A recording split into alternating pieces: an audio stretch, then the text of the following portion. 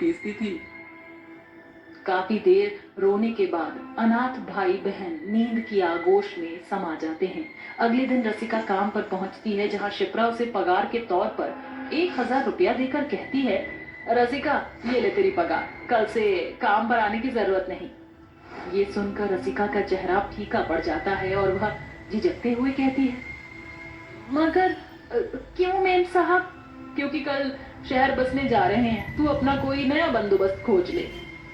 रसिका वह पैसे मुट्ठी में बांध कर घर आती है। उस रात नींद उसकी आंखों से कोसों दूर निकल चुकी थी।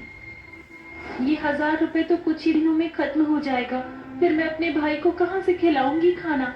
ऐसा सोचते हुए रसिका की नजर सिलबट्टे पर घिर जाती है और वह कहती है, क्यों ना माँ के सिलबट्टे पर चटनी पीसकर समोसे पकौड़े के साथ बेचूं? तभी रमा रसिका के सपने में आती है। जागो बेटी।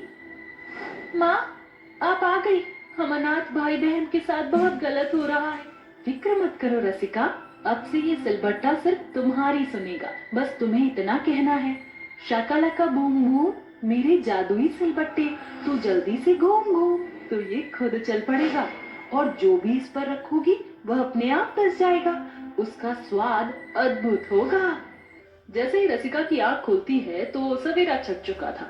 रसिका जल्दी से सिलबट्टे पर समोसे का मसाला बुरकने को रखकर बोलती है, शाकालाका बूम बूम मेरे जादुई सिलबट्टे, तू जल्दी से घूम घूम। अगले ही पल जादुई सिलबट्टा मसाला पीसना शुरू कर देता है, जिसके बाद दोनों भाई बहन पकौड़े, समोसे और चटनी बनाकर उन्हें बेचने निकलते हैं।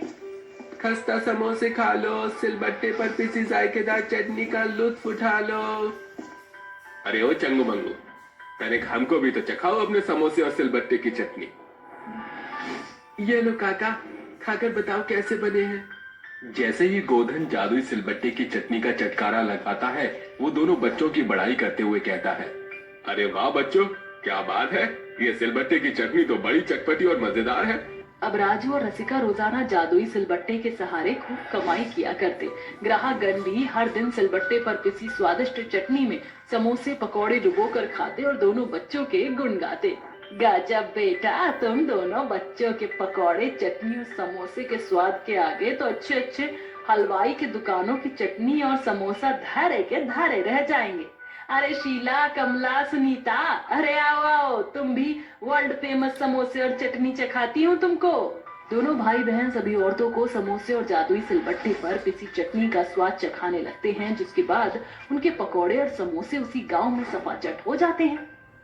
अरे बहुत खूब, क्या समोसे बनाए हैं, और इस चटनी ने तो हमारा मिजाज ही बदल दिया। अरे बच्चों, तुम्हारे हाथों में तो जादू है। अरे तुम्हारी चटनी और समोसे तो सफाचट हो गए, मगर अभी तो मेरा पेट और मन दोनों भरे ही नहीं थे। फिक्र मत करो काकी, हम कल फिर आएंगे अपने सिलबट्टे पर पिसी चटनी और समोसे के साथ। हर दिन के साथ दोनों अनाथ भाई बहन जादुई सिलबट्टे के कारण गांव से लेकर हाट बाजार तक सुर्खियों में छा जाते हैं। धीरे धीरे उनकी कमाई फर्श से अर्श पर आ पहुंचती है और आखिरकार वह दोनों अपनी गरीबी को मात दे देते हैं। देखो दीदी, आज हमने इतनी कम उम्र में कितना कुछ हासिल कर लिया है।